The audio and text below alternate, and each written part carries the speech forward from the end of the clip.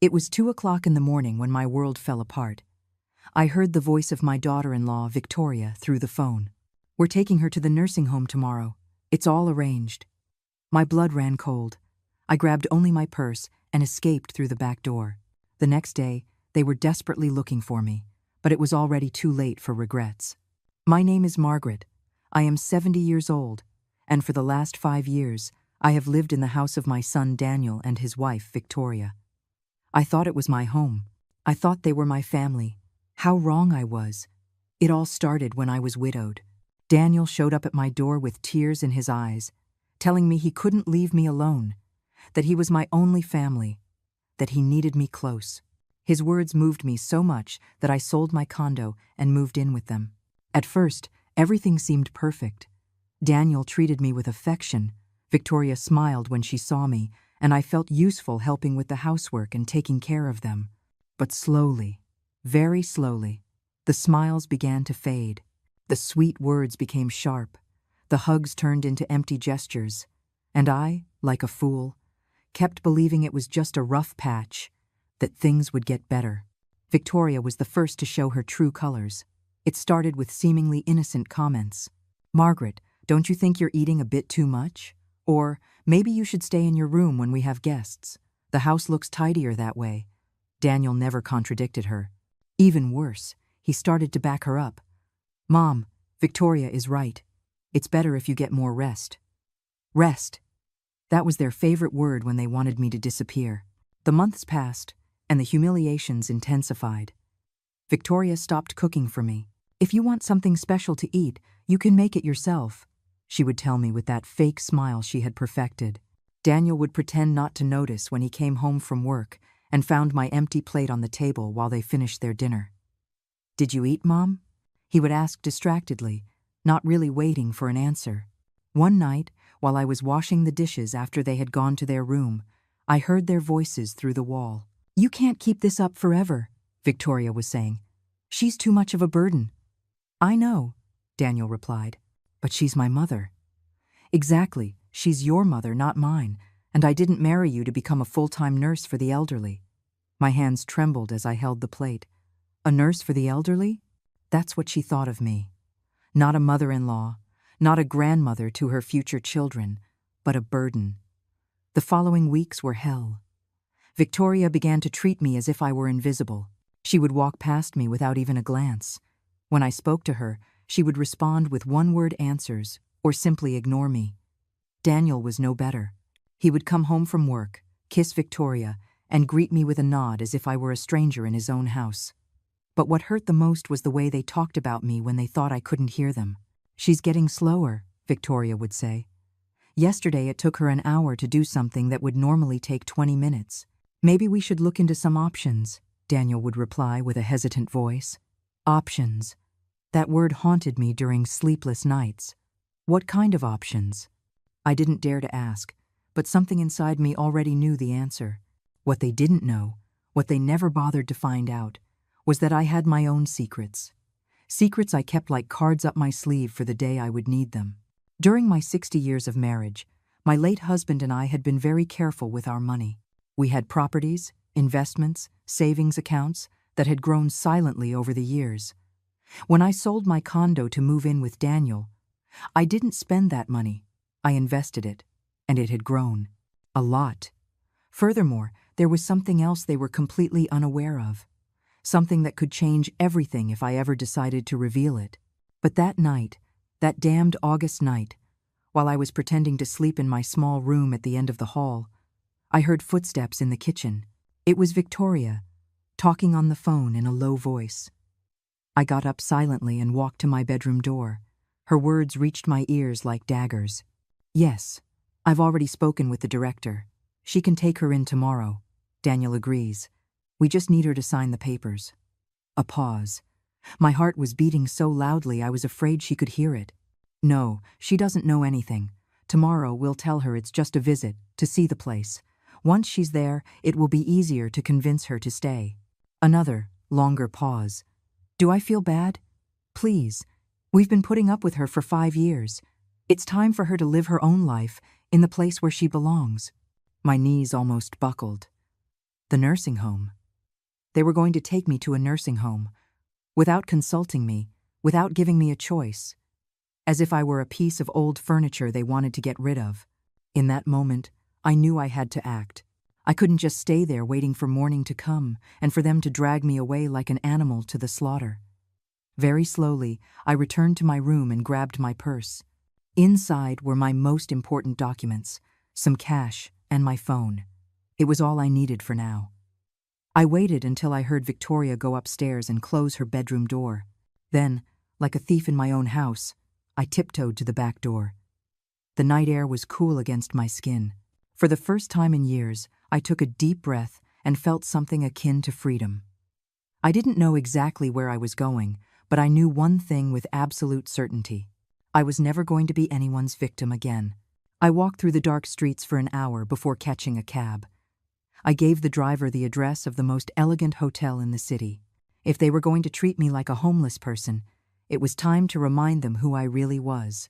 The receptionist looked at me strangely when I arrived at 3 a.m. with only a purse, but my credit card spoke for itself. The presidential suite, for 2 nights to start. I sat on that king-sized bed, in that room that cost more per night than Daniel earned in a week, and for the first time in years, I truly smiled. At 6 a.m, my phone started ringing. Daniel. I let it ring. He called again, and again, and again. Then the text started coming. Mom, where are you? We're worried. Please answer. Worried? What a convenient word. By 8, Victoria had also started calling. Her voice on the voicemails sounded hysterical. Margaret, please come back. We don't know what happened. Daniel is desperate. Desperate? Probably because they realized their nursing home plan had been ruined. I ordered room service, eggs Benedict, smoked salmon, fresh fruit, Colombian coffee. As I ate on the terrace of my suite overlooking the city, I imagined Daniel and Victoria running around the house, searching for me in every corner, calling hospitals, maybe even the police. Let them worry.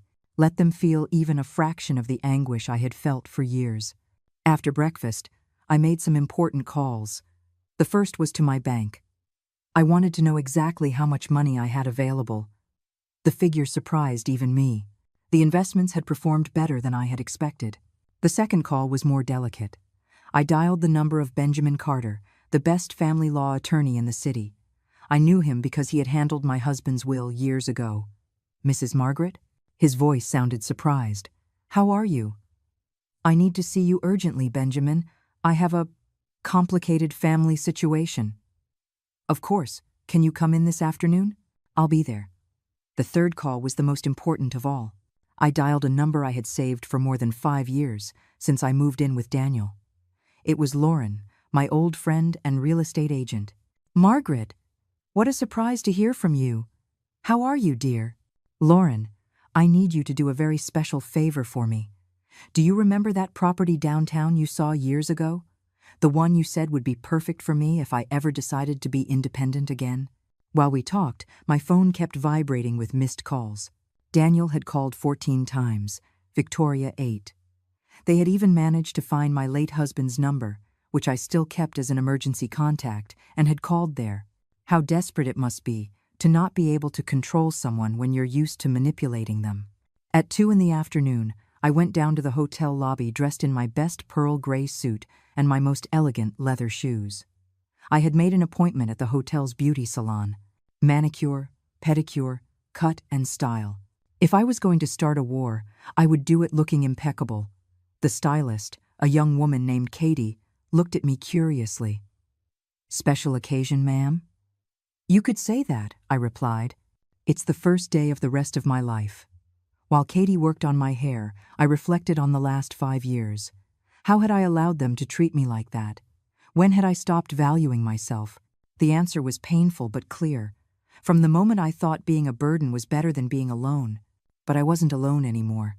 I had money, I had resources, and most importantly, I had the truth on my side. At 4 in the afternoon, I arrived at Benjamin's office. It was on the 25th floor of a skyscraper in the financial district. The windows overlooked the entire city, and from there I could see the neighborhood where Daniel lived. Margaret, you look splendid, Benjamin said as he poured me a coffee. But something tells me this isn't a social visit.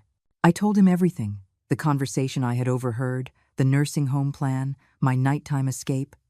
Benjamin took notes while I spoke, his expression growing more serious with each detail. This is very serious, Margaret. What they plan to do could constitute elder abuse, especially if they intended to do it without your consent. What are my options? Many. But first, I need you to tell me something. Do they know about your real financial situation? Number, they have no idea. Daniel thinks I'm a poor widow living off his charity. Benjamin smiled for the first time in the meeting. Then we have a considerable advantage. He explained the legal options: restraining orders, lawsuits for emotional abuse, even criminal charges if we could prove they had planned to commit me against my will. But I have a different proposal, he continued. What if we teach them a lesson they will never forget? His eyes sparkled with a glint that I immediately liked. I'm all ears, Benjamin. We are going to show them exactly what the woman they thought they could discard is worth. But we will do it in a way that the blow is public, definitive, and completely legal. I left that office with a plan that would take a few weeks to execute, but would be worth every minute of the wait. Back at the hotel, I finally decided to answer one of Daniel's calls. Mom, thank God. Where are you? We've been looking for you everywhere. Victoria is crying. We thought something terrible had happened to you. His voice sounded genuinely concerned. He almost convinced me. Almost. I'm fine, Daniel. I just needed to go for a walk and clear my head. A walk? It's been more than 12 hours. Where are you exactly? In a safe place. Don't worry about me. Mom, please, come home. We can talk about whatever is bothering you. Talk. As if it were that simple. You know what, Daniel? You're right. We do need to talk. But not on the phone, in person, and when I'm ready. When will that be?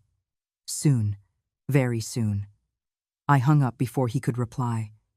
That night, as I had lobster for dinner in my suite overlooking the city lights, I toasted to myself, to the woman I had been, to the woman I was reclaiming, and to the woman I was becoming. Daniel and Victoria had made a fatal mistake. They had underestimated the wrong woman. The following days were a mix of strategic preparation and personal rediscovery. Every morning I would wake up in that luxury suite, order my breakfast to the room, and work on my battle plan.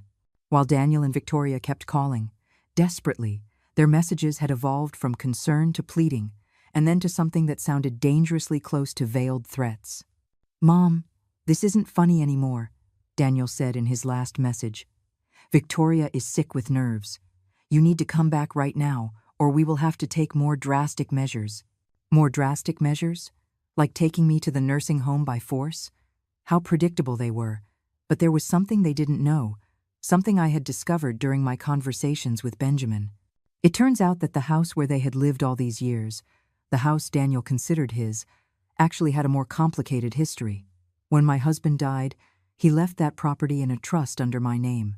Daniel could live there as long as I was alive and consented, but technically, legally, the house was mine. He never bothered to read the full will documents. Why would he? After all, I was just his poor widowed mother who depended on his generosity. On the 4th day of my disappearance, I decided it was time to begin the next phase.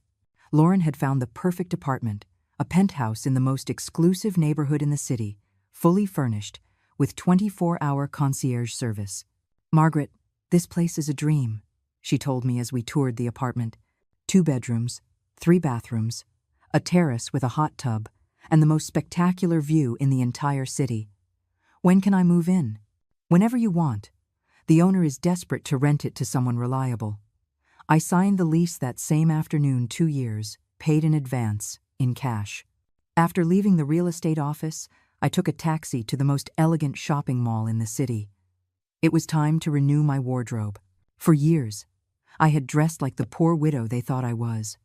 Worn-out clothes, dull colors, comfortable but styleless shoes. Today, that ended. At the most exclusive boutique, a saleswoman named Katie attended to me with that mix of professional courtesy and slight disdain reserved for customers who didn't look like they could afford the merchandise. How can I help you, ma'am? I need a completely new wardrobe, business suits, cocktail dresses, shoes, accessories, everything. Her expression changed slightly when I pulled out my black card. 2 hours later, I walked out of there with 8 bags full of clothes that cost more than Daniel earned in 3 months. Dresses in shades of emerald, cherry red, gold, deep violet. I would never wear sad colors again. That night, as I was packing my new acquisitions, my phone rang. It was a number I didn't recognize. Hello? Mrs. Margaret? This is Inspector Marcus Riley from the city police. Your son Daniel filed a missing person report. Could you confirm that you are okay? Interesting. They had escalated the drama to involve the police. Inspector, I am perfectly fine. I am in full command of my mental faculties, and I decided to take a vacation. There is no disappearance to investigate. Could you tell me where you are exactly? Your son is very worried. I am in the city, in a safe place. Inspector, I want it on the record that I left that house of my own free will, and that I do not wish to be contacted until I am ready. Understood, ma'am. Is there anything else you need? Yes. If my son or his wife file any more false reports about me, I want them to know that I might consider it harassment. The silence on the other end of the line was eloquent. The next day, I moved into the penthouse. The movers arrived at the hotel at 8 in the morning to transport my few belongings. It was strange how little I needed when it was really about starting over. My new home was everything Lauren had promised, and more. From the terrace, I could see the entire city spread out at my feet. I poured myself a glass of red wine and toasted to my new independence. But the real satisfaction came that afternoon, when I finally decided to answer one of Daniel's calls. Mom, thank God. The police told us you're okay, but we need to see you. Where are you exactly? I'm at my new home, Daniel. Your new home? What are you talking about? I moved. I got my own apartment. A long silence. With what money? Mom, you don't have the resources to live alone. You need to come home before you do something you'll regret. My home? Interesting that you use that word. What do you mean? Nothing, son. Just that it's funny how sometimes words reveal more than we intend. Mom, you're talking strangely. Victoria says maybe you need medical help. We could take you to a doctor for a checkup. There it was, the real Victoria surfacing. Victoria says that. How thoughtful of her to be concerned about my mental health. She just wants what's best for you. We all want what's best for you. Like taking me to a nursing home? The silence that followed was deafening. What are you talking about? I think you know exactly what I'm talking about, Daniel.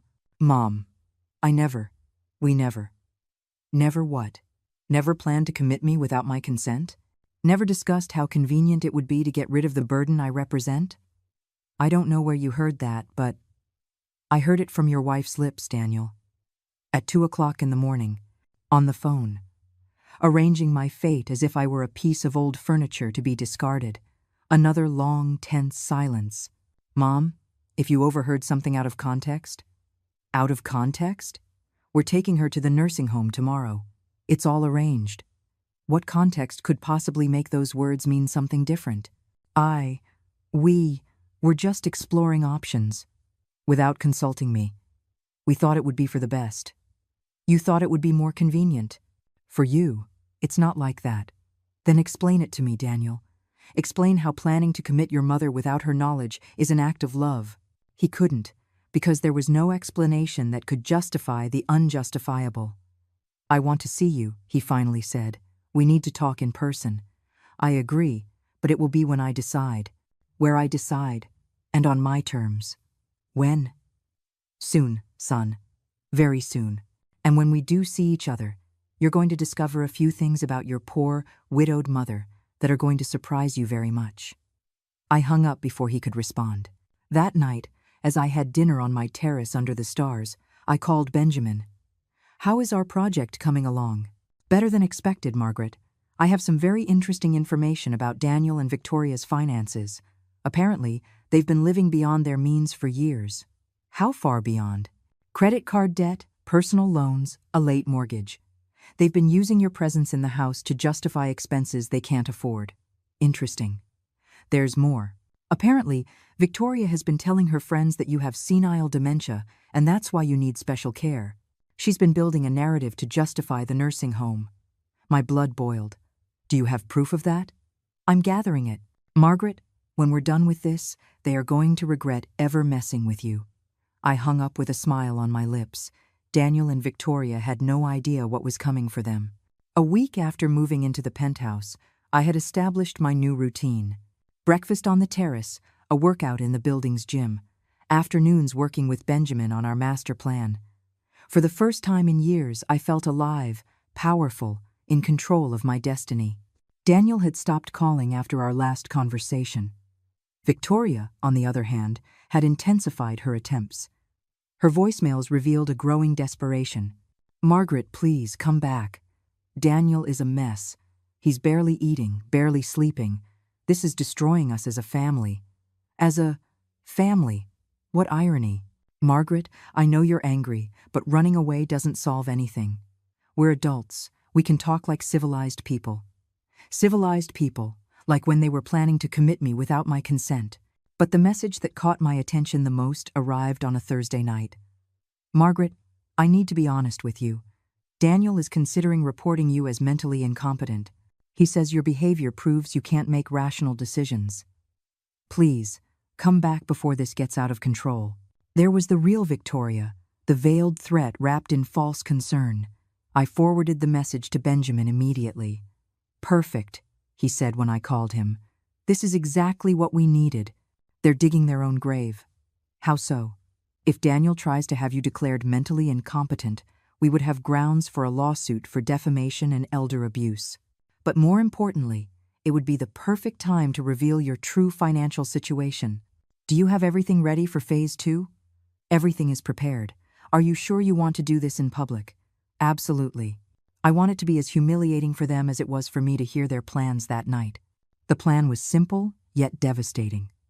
Lauren had organized a luxury property exhibition at the most exclusive hotel in the city. Daniel and Victoria had been specifically invited with the excuse that there was an investment opportunity that might interest them. What they didn't know was that I would be the event's keynote speaker. The day arrived faster than expected. I dressed in my new emerald-colored suit, high heels, and jewelry I had bought especially for the occasion. In the mirror, I saw a woman I didn't recognize. Elegant, powerful, intimidating. I arrived at the hotel an hour before the guests. The ballroom was perfectly prepared. Tables with property information, canapes, champagne, and a giant screen where the presentations would be projected. Lauren was checking the final details when Benjamin arrived with a portfolio full of documents. "Ready for the show?" he asked me. "More than ready." At 7, the guests began to arrive. Business people, investors, wealthy individuals who were genuinely interested in the properties. And then, at 7:30, I saw them walk in. Daniel was wearing his only good suit, the one he wore for weddings and funerals. Victoria had tried to look elegant in a red dress she had probably bought on sale. They looked completely out of place among the city's financial elite. I watched them from the other side of the ballroom as they looked for whoever had invited them. Their faces showed a mix of nervousness and excitement. They probably thought someone had recognized their investment potential. Lauren went up to the small stage to give the welcome speech. "Ladies and gentlemen, welcome to our exclusive exhibition of premium properties. Tonight, we have the honor of presenting a carefully chosen selection of the best real estate investments in the city." Daniel and Victoria were smiling nervously, trying to blend in with the other guests. "But before we begin with the properties," Lauren continued, "I want to introduce you to an extraordinary woman, a visionary investor who has recently decided to significantly expand her real estate portfolio. Please, let's welcome Mrs. Margaret Vance." The audience's applause accompanied me as I walked onto the stage. From my elevated position, I could perfectly see Daniel and Victoria's faces. First, confusion. What was their poor, widowed mother doing at a luxury investment event? Then, recognition. It was really me, but transformed, elegant, speaking with confidence in front of an elite audience. Finally, horror, as they began to understand the implications of what they were seeing. "Good evening," I began, my voice clear and firm. "Over the last 5 years, I have learned a lot about the true value of things. Above all, I have learned that sometimes the people closest to us can be the ones who know us the least." I looked directly at where Daniel and Victoria were standing. Their faces had lost all color. I have decided to share my story with you because I believe it perfectly illustrates why it is so important to maintain our financial independence, regardless of our age. The audience listened attentively. Some had already noticed where I was directing my gaze. 5 years ago, I decided to move in with my son and his wife. I sold my property and thought it would be wonderful to live as a family. What I did not expect was to discover that my presence had become a burden to them. A murmur went through the ballroom. This was not the typical investment presentation they were expecting. 2 weeks ago, I happened to overhear a phone conversation. My daughter-in-law was arranging for me to be committed to a nursing home without my knowledge or consent. "We're taking her to the nursing home tomorrow. It's all arranged." Those were her exact words. The murmur intensified. Some guests began to look around, trying to identify the protagonists of the story. Daniel tried to move toward the exit, but Victoria stopped him. She probably thought that running away would confirm their guilt. That night, I made a decision. Instead of becoming a victim of their plan, I decided to remind them of something they had completely forgotten. I paused dramatically. That the woman they planned to discard as a nuisance had her own resources, considerable resources. Benjamin appeared beside the stage with the portfolio of documents. "Tonight, I have purchased 3 properties from this exhibition," I continued. "A penthouse in the financial district, a country house in the mountains, and a commercial building downtown. Total investment, $2 million. In cash." The silence in the ballroom was absolute. Daniel looked as if he was about to faint. Victoria's mouth was wide open. "I want this to serve as a lesson for everyone present," I continued. "Never underestimate older people. And never, ever assume you know someone's true situation." I came down from the stage to thunderous applause. The audience was fascinated by the drama they had just witnessed. I walked directly toward Daniel and Victoria. Other guests had already realized who they were and were looking at them with a mixture of curiosity and contempt. "Hello, son," I said in a calm voice. "Surprised to see me?" Daniel looked at me as if he had seen a ghost. His face had gone from white to red and then to a sickly green. Victoria, on the other hand, looked like a marble statue, completely paralyzed. "Mom," Daniel whispered, What is all this?" "This, my son, is reality. The reality that you two never bothered to get to know." The other guests began to gather discreetly, pretending to look at property brochures while listening to our conversation. The drama was too juicy to ignore. "Mrs. Margaret," Lauren intervened with a malicious smile, "are these the relatives you told me about? The ones who thought you needed a special care?" Victoria finally found her voice. "Margaret, I don't understand anything. Since when do you have so much money?" "Since always, my dear Victoria. It's just that you assumed I was a poor, helpless widow. You never asked. You were never interested in really knowing my situation." Daniel tried to approach. "Mom, if you had resources, why didn't you tell us?" "We could have." "We could have what, Daniel? Treated me with respect, consulted me before planning my life? Or you simply would have found more creative ways to take advantage." An older man who had been listening came over. "Excuse me, ma'am, but is it true that they planned to commit you without your consent?" "Completely true," I replied without taking my eyes off Daniel. "My daughter-in-law arranged everything over the phone. It's all arranged," were her words. The man shook his head in disgust. "That's elder abuse. They should be in jail." Victoria turned as red as a tomato. "That's not true. We only wanted what was best for her. We thought she needed more care." "Care?" My voice rose slightly. "Like ignoring me during dinners? Like making me feel invisible in my own house? Like arguing about how annoying my presence was?" More people had gathered around us. Some were discreetly recording with their phones. "Margaret, please," Daniel pleaded. "People are staring at us. We can discuss this in private." "In private? Like when you discussed my future in private, without including me?" Benjamin appeared at my side with a folder. "Mrs. Margaret, would you like me to show them the documents now?" "What documents?" Victoria asked nervously. "The documents that prove that the house you've been living in for these 5 years is legally mine," I replied calmly. The silence that followed was deafening. Daniel looked as if he had been slapped. What are you saying? I'm saying that when your father died, he left that property in a trust under my name. You can live there as long as I'm alive and I consent, but technically, legally, the house is mine. Victoria staggered. That can't be true. Benjamin opened the folder and showed the documents. These are the trust papers, duly registered and notarized. Mrs. Margaret is the legal owner of the property. Daniel took the documents with trembling hands. But I thought, Dad told me the house would be mine. Your father told you that you could live there and take care of me. That's not the same as being the owner. An elegant woman who had been listening came closer. Allow me to introduce myself. I'm Julia Vance, from the city's financial newspaper. Would you be willing to give an interview about your story? Of course, I replied. I think it's important for people to know what can happen to senior citizens when family makes the wrong assumptions. Daniel grabbed my arm. Mom, please don't make this public. We can sort this out among ourselves. I gently freed myself from his grip. Like when you sorted out my future among yourselves, without consulting me, without including me, treating me like an object to be disposed of. It wasn't like that? Victoria shouted, completely losing her composure. We took care of you for 5 years. We gave you a roof over your head, food, everything you needed. You gave me? My voice turned icy. You gave me a roof over my head in my own house? The murmur of indignation from those present was audible. Several were clearly on the side of the elegant older woman who had been betrayed by her own family. Mrs. Margaret, the journalist said, what are your plans now? Very simple, I replied with a smile. I am going to live my life on my own terms, in my own home, with my own money.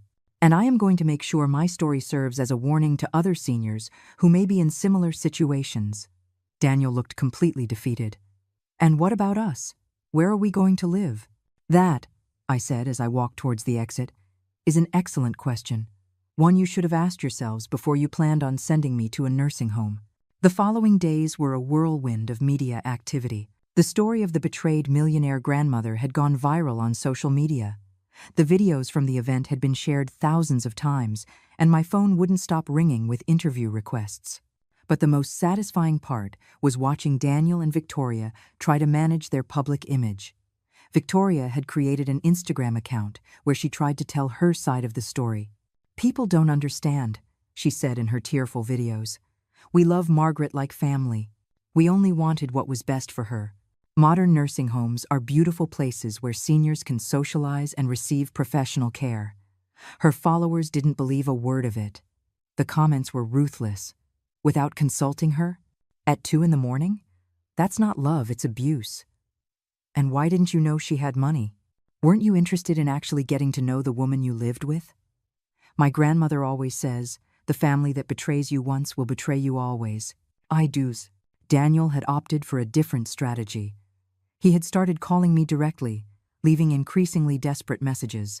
Mom, this is getting out of control. Victoria is getting threats online.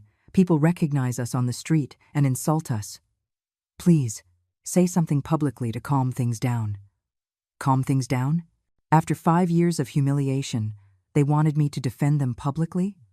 The message that struck me the most arrived a week after the event. Mom, we lost our jobs. Victoria was fired because the story reached her office. I was asked to resign because my family situation was affecting the company's image. We don't have money to pay rent if we have to move. Please help us. Help them. Funny how their tone changed when they needed something. That afternoon, I had the most important interview scheduled so far. The most watched morning television show in the country. Julia had arranged for it to be live. From my penthouse, to showcase my new life. I prepared carefully a violet dress, elegant jewelry, perfect makeup. When the camera crew arrived, my apartment looked like something out of a decorating magazine. We're live in 3, 2, 1. Good morning. I'm Julia Vance, and I'm here with Margaret Vance, the woman whose story has moved the entire country. Margaret, tell us, how do you feel after everything that has happened? Julia, I feel free for the first time in 5 years. Free to live without apologizing for existing. Free to make my own decisions. Free to be treated with the respect I deserve. Your daughter-in-law Victoria has been giving interviews saying that you only wanted to protect her. that the nursing home was for your well-being. Julia, when someone plans your future without consulting you secretly in the middle of the night, that's not protection, that's control. And when they have also been treating you like a burden for years, it's hard to believe their motives were truly altruistic. What would you say to other seniors who might be going through similar situations? I would tell them that it's never too late to reclaim your dignity, that you shouldn't let anyone make you feel like a burden, and above all, to maintain control over your own lives and finances. Now, we understand that your son Daniel has been trying to contact you. Yes, he has been calling, especially since they lost their jobs. And what do you plan to do about it? Look, Julia, I'm not a vengeful person, but I'm not a foolish person either. For 5 years, Daniel and Victoria treated me as if I were invisible when they thought I depended on them. Now that they've discovered I have my own resources, suddenly I'm important again. Are you willing to reconcile with them? A real reconciliation requires a genuine acknowledgement of the harm caused. It requires sincere apologies, and it requires real changes in behavior. So far, all I've received are excuses and justifications. Victoria says the consequences have been disproportionate, that losing their jobs is too much of a punishment. Disproportionate? My voice hardened slightly. You know what's disproportionate? Planning to commit someone without their consent, that is disproportionate. What are your plans for the future? I'm considering creating a foundation to help seniors facing family abuse. I want my experience to serve to protect others. One last question. Margaret, do you regret anything? I thought carefully before answering. I regret allowing them to treat me badly for so long. I regret wasting 5 years feeling like a burden, when in reality I was an independent and capable woman. But I do not regret taking back control of my life. When the interview ended, my phone exploded with messages. Hundreds of people sharing their own stories, thanking me for speaking out, offering support. But the message that caught my attention the most came from an unknown number. Mrs. Margaret, this is Stephen Clark, an investigative journalist. I have information about your son's finances that I think you would be interested in knowing. Could we talk? I smiled as I dialed the number. Daniel and Victoria hadn't seen anything yet. The meeting with Stephen was revealing in ways I hadn't expected. He arrived at my penthouse with a folder full of documents and a serious expression that immediately put me on alert. Mrs. Margaret, after your television interview, I decided to investigate your family's situation more deeply. What I found is disturbing. He sat across from me in the living room and opened the folder on the glass table. For the last 5 years, Daniel and Victoria have been using your presence in the house to obtain credits and loans they couldn't have gotten otherwise. What do you mean exactly? They submitted documents declaring you as a financially dependent person with mental health issues. This allowed them to access government assistance programs, tax deductions for elder care, and preferential loans. My blood began to run cold.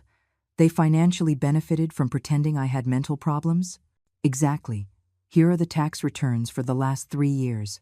They received deductions for medical expenses that never existed, subsidies for elder care they never really provided, and several loans they justified by saying they needed the money for your care expenses. I reviewed the documents in disbelief. There were fake medical bills, receipts for medications I had never taken, even reports from a psychiatrist who was supposedly treating me for senile dementia. How did you get all this?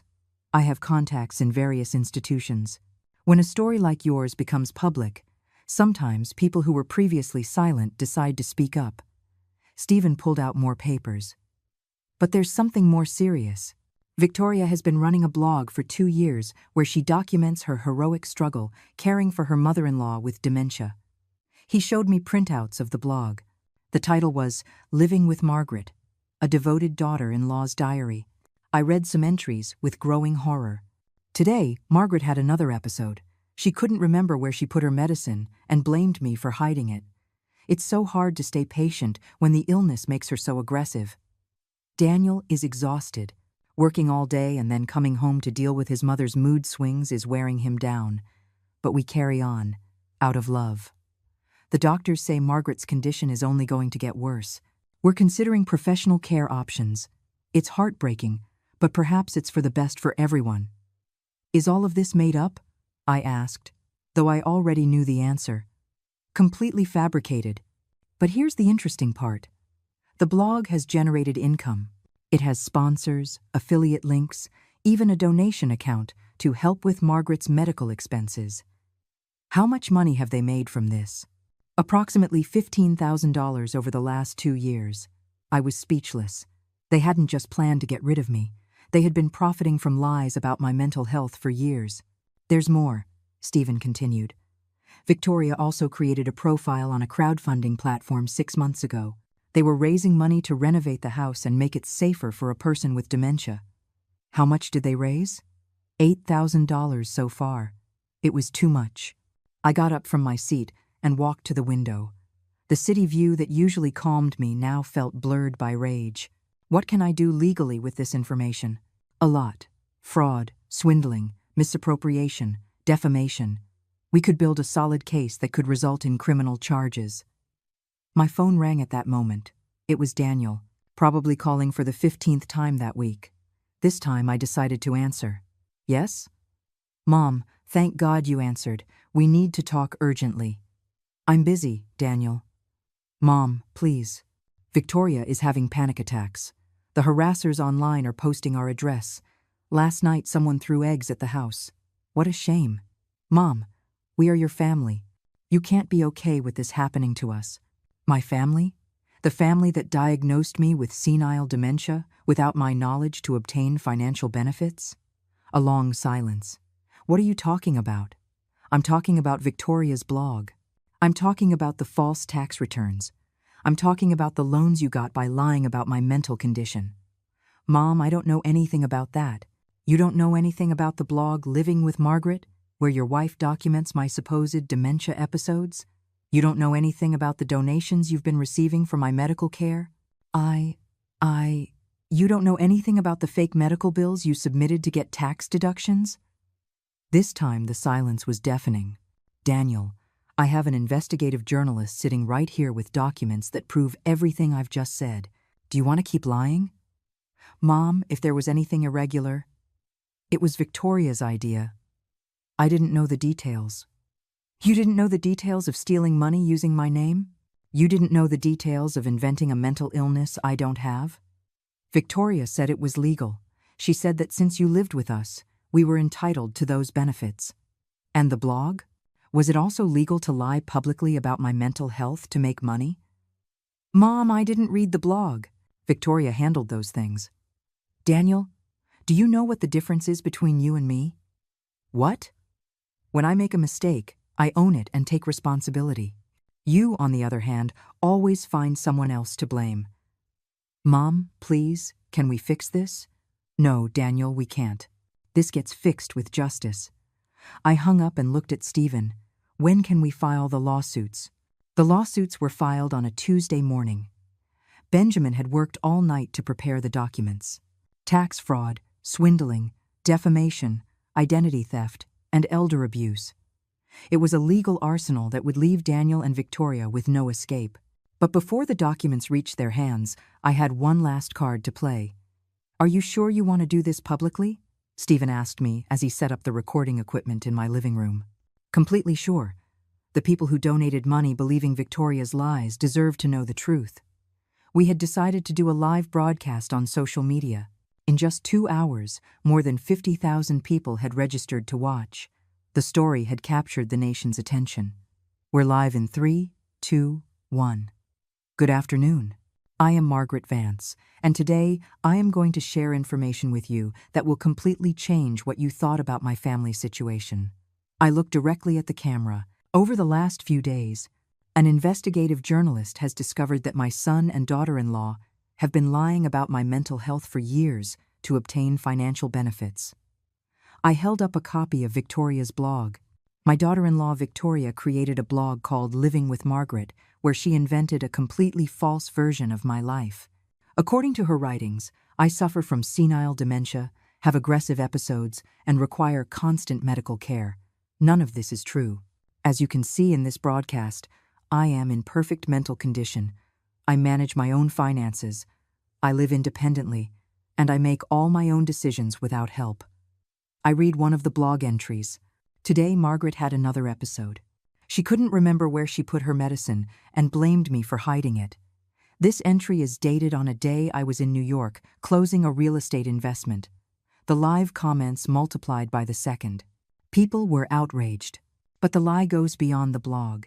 Using these false stories, they obtained tax deductions for non-existent medical expenses, government subsidies for elder care they never provided, and donations from well-intentioned people who believed their narrative. I showed the tax documents. In total, they have obtained approximately $25,000 by lying about my mental condition. My phone started ringing insistently. It was Daniel, probably watching the broadcast in a panic. "I see my son is trying to call me right now," I said, showing the phone to the camera, probably to ask me to stop this broadcast. I decided to answer and put it on speaker. "Mom, please, stop that broadcast. You're destroying our lives." "Hello, Daniel. I'm live with 50,000 people. Is there anything you want to say publicly about Victoria's blog and the money you obtained by lying about my health?" "Mom, I didn't know you were live. Hang up right now." "Why should I hang up? Are you afraid of people hearing your side of the story?" "This is all Victoria's fault. I didn't know anything about the blog. She handled those things." The comments exploded. People couldn't believe he was blaming his wife live on air. "Daniel, so you admit that Victoria lied about my mental condition?" I don't know what to admit. Just stop the broadcast." "Do you admit that you received money under false pretenses?" "Mom, please." "It's a simple question, Daniel. Yes or no?" A long silence. Then we heard Victoria's voice, shouting in the background. "Hang up! Don't say anything else." "Is that Victoria?" I asked. "Does she want to join the conversation?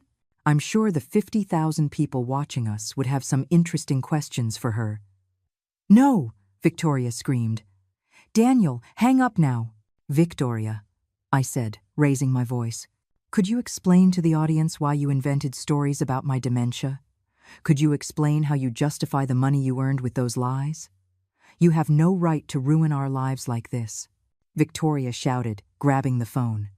"I have no right? After you ruined mine for 5 years? We took care of you. We gave you a home." "Victoria, I'm reading your blog live. It says here I had a violent episode on March 15th. Could you explain what happened that day?" That was because it turns out on that day I was in Miami, visiting my investment broker. I have receipts, photos, witnesses. Those details don't matter. They don't matter? Lying about someone's mental health doesn't matter? You abandoned us? You disappeared in the night like a thief. "Victoria, I left because I overheard your phone conversation planning to commit me to a nursing home without my consent. It was for the best. The best for me, or the most convenient for you?" The call was abruptly cut off. The comments went wild. People were virtually applauding, sharing the broadcast, expressing their support. "As you can see," I continued calmly, "it's hard to maintain lies when you're confronted with real evidence. This broadcast isn't just about my personal story. It's about something much bigger, the systematic abuse of senior citizens by family members who take advantage of their perceived vulnerability. Tomorrow, my lawyers will file formal lawsuits against Daniel and Victoria for fraud, swindling, and defamation. All the money they obtained fraudulently will be returned to the corresponding institutions and to the people who donated, believing their lies. But more important than legal justice is moral justice. I want my story to serve as a warning. Never let anyone take away your dignity, no matter how old you are or how vulnerable you may seem. Thank you for joining me today. I will keep you informed about the progress of the legal case. I ended the broadcast with over 80,000 viewers. My phone immediately exploded with messages of support, interview offers, and contacts from other seniors sharing their own stories. But the message that satisfied me the most came an hour later. It was from the crowdfunding platform, informing me that they had closed Victoria's account and frozen the funds pending distribution. Justice was finally beginning. 6 months later, I was sitting on the terrace of my penthouse enjoying my morning coffee while reading the day's news. The front page of the local newspaper had a headline that made me smile. "Couple sentenced to prison for fraud against a senior citizen. Daniel had received 2 years in prison. Victoria, as the mastermind of the scheme, had received 3.5 years. In addition, they would have to pay a $50,000 fine and perform community service in nursing homes once they completed their sentences. Justice had been complete and satisfying. But the most rewarding part was not their punishment, but what I had built with my freedom. The Margaret Vance Foundation for the Protection of Seniors had already helped over 200 people in situations similar to mine. We had established a helpline, free legal services, and a financial education program for older adults. My story had inspired changes in state legislation on elder abuse. It was now more difficult for family members to obtain fraudulent benefits, and there were stronger protections for vulnerable seniors. But perhaps most importantly, I had rediscovered myself. At 71, I had learned to dance salsa, taken painting classes, and traveled to places I had only dreamed of visiting. I had an active social life, true friends, and a renewed purpose. My phone rang, interrupting my thoughts. It was Lauren, my real estate agent who had become one of my best friends. "Margaret, did you see the news? I just read about the sentencing." "Perfect." "No, not that. Did you see that Victoria tried to sell her story to a television production company?" I laughed. "Seriously? What story?" "The one about how she defrauded her mother-in-law and ended up in prison. Apparently, she wanted to make a series about the dark side of social media and how internet justice destroyed her life. The nerve. And what happened? The production company rejected the proposal after investigating the facts. Turns out they prefer stories with more sympathetic protagonists. That afternoon, I had an important meeting. I had decided to write a book about my experience, and my editor was coming to discuss the final details of the contract. "Margaret," she said as we reviewed the manuscript, "your story is powerful because it's real. There's no fictional revenge or magical justice. It's simply a woman who decided not to be a victim." That was exactly the message I wanted to convey. "Have you thought about making any contact with Daniel now that he's in prison?" "I've thought about it," I admitted, "but I've decided I have nothing to say to him until he shows real change. Empty apologies don't rebuild broken trust. And if he wanted to make amends when he gets out, he would have to start by fully acknowledging what he did, without excuses, without blaming Victoria. He would have to show that he understands the harm he caused, and he would have to accept that the relationship would never be the same." That evening, as I prepared dinner in my gourmet kitchen, I reflected on the journey I had taken. The woman who had escaped through the back door that morning had been a frightened victim. The woman cooking now was an empowered survivor. My story had proven something that many people forget. It is never too late to reclaim your life. I had learned that kindness does not mean being a doormat, that family love does not justify abuse, that age is not synonymous with vulnerability, and that sometimes the best revenge is simply to live well. My phone showed a message from a 68-year-old woman in Mexico who had seen my interview. "Mrs. Margaret, your story gave me the courage to confront my family. After 2 years of humiliation, I finally stood up for myself. Thank you for showing me that I deserve respect." Messages like that arrived daily. Each one reminded me why it had been worth making my story public.